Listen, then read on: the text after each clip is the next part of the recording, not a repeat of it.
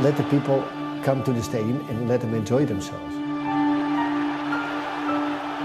As long as you look to a certain way of playing, everybody can play. Getting the ball, treat the ball well, let it be your friend. When they saw us playing, everybody was happy. They just went home laughing. If you can laugh and enjoy yourself, it's one of the most important things there is.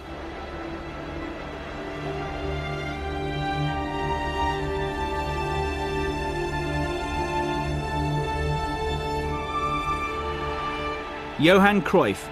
He was football's enigma. Not only would he ghost past defenders like they weren't there, he would outwit them too. Like a mathematician on the field, he always managed to find another angle. There would always be another dimension to his play. He had the perfect combination of intelligence and skill.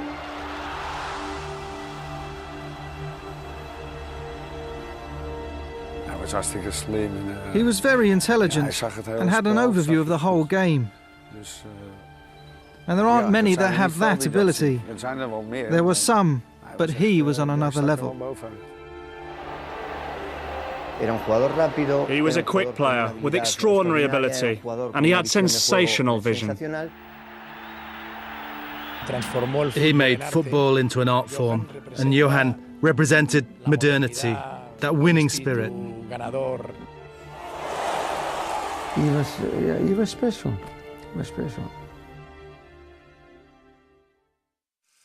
It was in Watergraafsmeer, in the east of Amsterdam, that Johan Cruyff grew up in the 1950s. His home was close to the old Ajax stadium, which was appropriate for such a talented kid. But there were some tough moments in childhood for the youngster. My father died when I was 12, which means that my second father was taking care about the field of Ajax. My mother was working there, which means that, in between school times, from 12 to 2 or whatever, when you eat, you went there, which means it's, almost second home. He learned on the street, like me. You know, most of the players from Ajax, they come from the street. He lived 500 meters from the stadium. He wasn't like a son from us. He was a real Amsterdam boy, you know. He was a real man of Amsterdam. Then I was on the field and he was behind. He shoot the ball back to the trainers and he was always running and playing with the little guys. He was a small friend of all the players, you know. They were older, they just guide me in the good things and in the bad things. When I had a good game and I talked a little too much, it was like, shut up or we'll find you. The youngster, though, was something of a prodigy. Cruyff made his debut at the age of 17, scoring in his first match and making a name for himself on equal terms with the men he'd once seen as father figures. They were players for the first team, and of course they were the idols of all young players at that stage. But at the same time, I saw them every day. So when I went into the first team, everybody says, "Were you nervous?" I said, "Well, I wasn't nervous. I went in the dressing room all the time as a young kid. It was just so natural, so automatic." By 1966, Ajax were dominating the Dutch league. They won the Eredivisie with a little help from their young centre-forward, who got 25 goals in 23 games. Now, first of all, we had a good team at that time. There were some very good players, and I was at that time, still quite selfish. I knew where I had to go. My control was very quick because that's what I had to do my whole life, otherwise I would never have come to the first team. So it was quite easy to score these goals. It was just based on my quality. He was fantastic. He was so smart. He knows where the ball is coming. He saw everything. And he can play on every place in the team.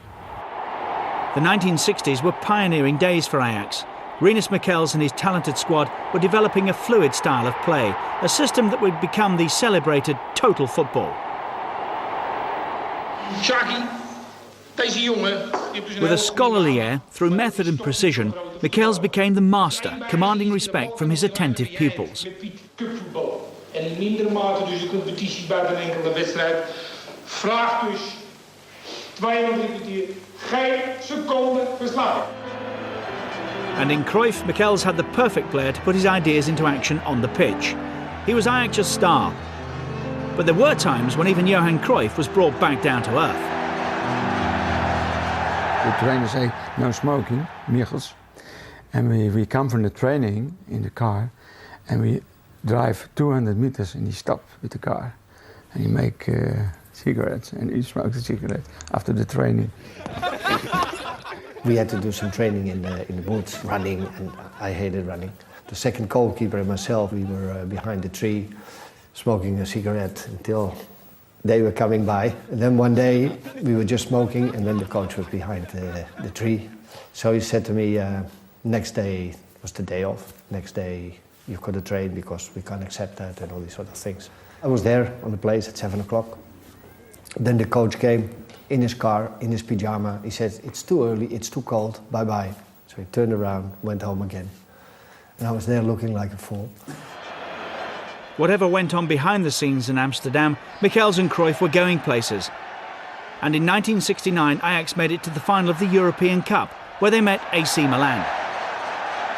We had to pass the first final of the European Cup. At that time was in Madrid against Milan.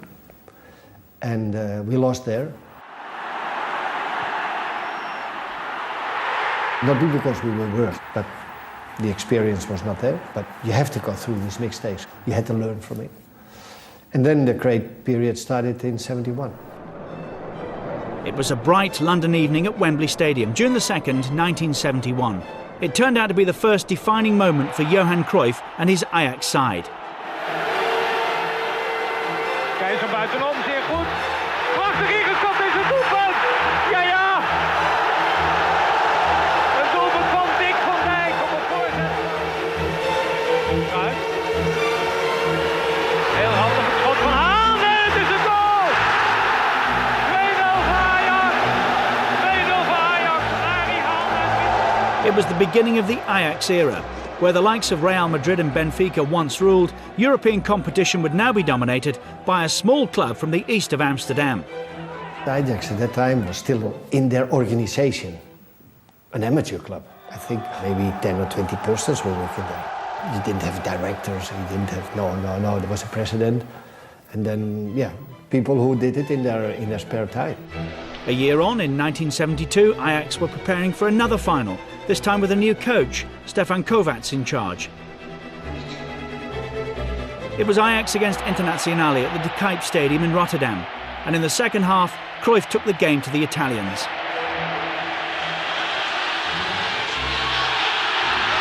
En ik kan gebruiken de goal! Ja! Wat een wissel daar! You knew that wherever you went, you had somebody marking you, wherever you go.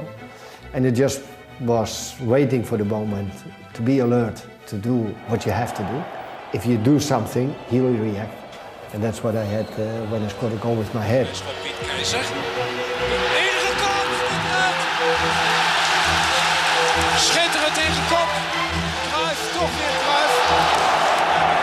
2 goals from Cruyff brought Ajax their second European Cup. They were now in a period of phenomenal success, and there was never any doubting who was the jewel in the crown. Johan was echt een leider. Johan was a natural-born leader. He was the driving force of Ajax and our team. He always had that in him, and this was very important to Ajax. Was ook heel belangrijk voor Ajax. It was Johnny Rep who scored the goal in 1973 that beat Juventus in Belgrade. 3 in a row for Ajax and Johan Cruyff. It was a fantastic achievement because I think, I don't know, not a lot of clubs did it. So you came into a select group of clubs within Europe. I played 7-8 years with him, and we win 3 times the European Cup together. And he was the best. But this was to be the last time that Cruyff would hold the European Cup as a player. Despite the celebrations, there were problems behind the scenes, which meant that Ajax's star had to move on. From the club on, there was no discipline.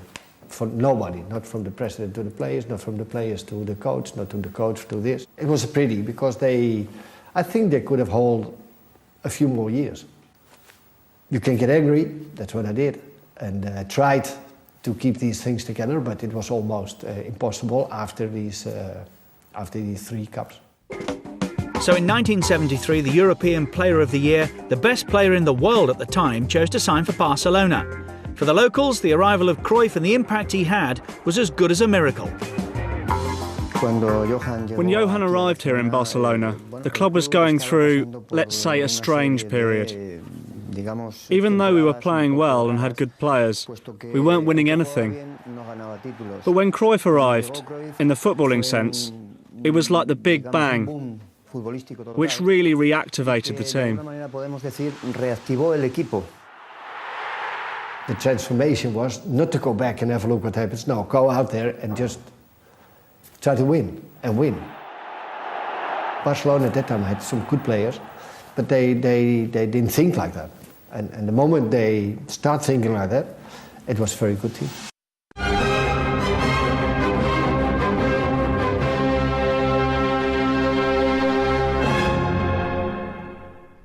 Back then, Barcelona hadn't won the league for 14 years. The club and the city needed a saviour. I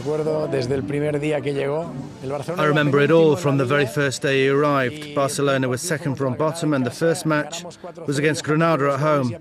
We won 4-0 and Johan scored 2 goals and we didn't lose a single game until we were champions. That league of 73-74 was the best memory of my childhood. It was sensational. It was a season full of sensational moments, like the goal that Cruyff scored against Atletico Madrid, the phantom goal as it became known to Catalans, who'll remember that season for many reasons. I remember the goal he scored against Atletico Madrid and the 5-0 victory in the Bernabeu when we played with Mora and De Portero. Rivales del fútbol español, el Real Madrid y el Club de Fútbol Barcelona. Estrellas internacionales en los dos bandos. Necher en el... Real Madrid against Barcelona at the Bernabeu was perhaps the most famous match Cruyff ever played for Barcelona. It was fantastic for me as a player to play Madrid. It was such a huge thing, first to play in Bernabeu, and then if you saw the game, we played very well. Barcelona didn't just play well, they won 5-0.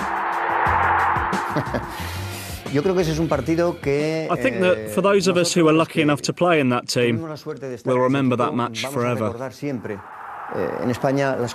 Things were beginning to change in Spain. People were starting to be able to say what they thought politically. And in that sense, a result like that against a team like Madrid, in their own ground, sent shockwaves around Europe.